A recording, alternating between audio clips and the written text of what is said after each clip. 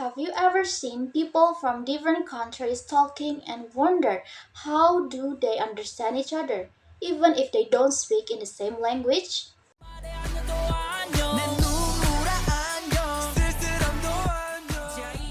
Hi, my name is Rizka Mulkya and my student ID is 242200053 and I'm from Class A1 2024.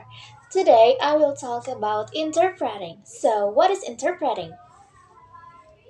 Have you ever seen people from different countries talking and wonder how do they understand each other, even if they don't speak in the same language?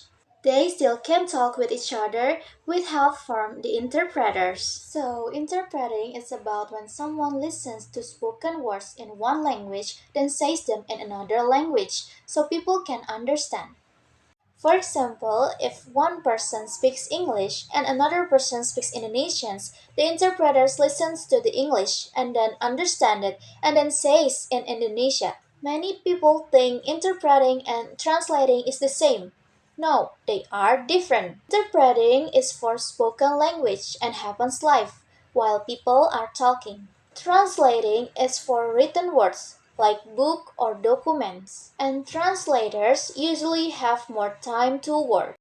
This means interpreters must speak and think quickly, while translators can take their time to find the right words. There are several types of interpreting, each used in different situations. First, there are simultaneous interpreting. Simultaneous interpreting is when the interpreter listens and speaks at the same time as the speaker. This is often used in big meetings, like at the United Nations, where the interpreter sits in a booth and then talks to a microphone. This is very hard because the interpreter must listen, understand, and speak almost at the same time without stopping.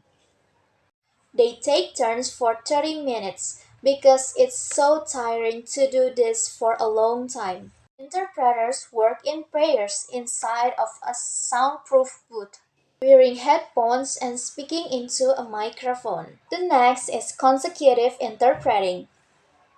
In consecutive interpreting, the interpreter waits for the speaker to finish a sentence or a few sentences, then says it in another language. Since the interpreter has to remember a lot, they often take notes to help them. Next, there is whispered interpreting. Whisper interpreting is like simultaneous interpreting but done quietly. The interpreter sits next to one or two people who need help and whisper the translations while the speaker talks. Because the interpreter whispers all the time, this method can be tiring for their voice. The next is sign language interpreting. Sign language interpreting is for people who are deaf or hard of hearing. Instead of spoken words, the interpreter uses hand signs, facial expressions, and body language to translate spoken or written language into sign language. To be a good interpreter, there are important skills that you need. First, you should know the topic you are interpreting. For example, if it's a medical talk, you should know some medical words. It's also important to learn special words or vocabulary for each topic. The next is taking notes. Taking notes is also important, especially when you need to remember a lot. Not just changing words from one language to another. Good interpreters also focus on understanding the meaning behind the words. Sometimes you have to say ideas in a new way so they make sense in another language. Another important skill is using emotion, voice, and gestures. If the speaker sounds happy, sad, or excited, you should show it in your voice and face too, so the listener can feel the same way. If you want to get better in interpreting, here are some easy tips. Number 1. Practice every day, even if it's just 2 or 5 minutes. Number 2. Listen to a video or a speech and try to say it in another language. Practice listening to different people with different accents. Work on your note taking by making your own simple symbols. Train your memory by trying to remember the main ideas, not every single word.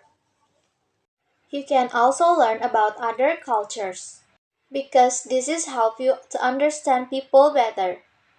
You can also record yourself interpreting and listen to see how you can improve. Another good exercise is shadowing, where you listen to someone talk and try to repeat what they say in your own words as quickly as you can.